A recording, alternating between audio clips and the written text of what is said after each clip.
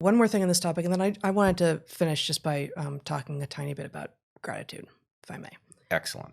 But first, I am not grateful for the hashtag LGBTQ STEM Day, which apparently LGBTQ STEM Day was on November 18th. I was lucky enough not to run into it on the day of.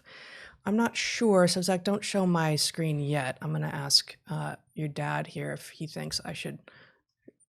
I'm going to read this, but I'm not sure. What do you think? Should I show this? It's going to take me a second to process it. Okay.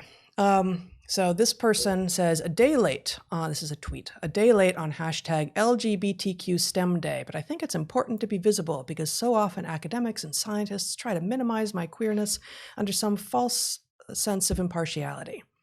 But the fact is that my queerness matters to my work and it matters to how I do science. I'm proud of that. So I don't think we need to show that, but that is a sentiment that so perfectly capstones the conversation that we just had. And it's so dangerous. The idea that your queerness matters to how you do science, if that's true, you're not doing science. Mm-hmm. Your queerness, whatever that might mean, may well impact the kinds of questions you're interested in looking at. Cool. All of our biases, our personal histories, our developmental weirdnesses affect what our preferences are and how it is that we view the world and therefore what we're interested in. And preferences drive, and market forces, unfortunately, but preferences should be driving what kinds of questions scientists ask.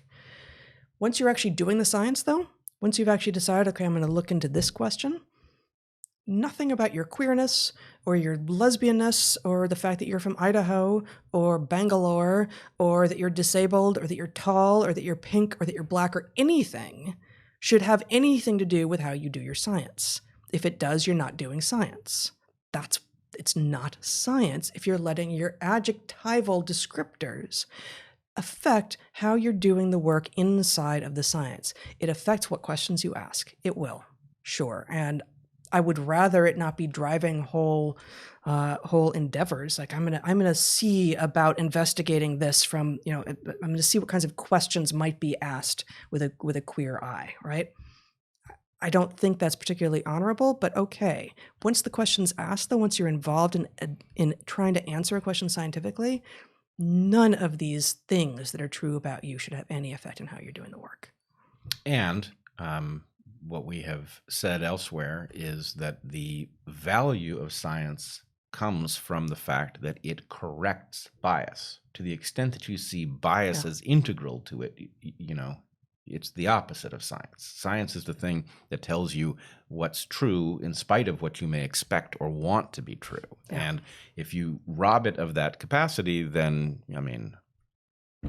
we're heading into a dark age. And many people have now observed this. I've been saying it for decades now, that this was dawning. A dark age is dawning because we are taking the liberty of correcting the scientific record rather than just recording what it's telling us and grappling with its implications.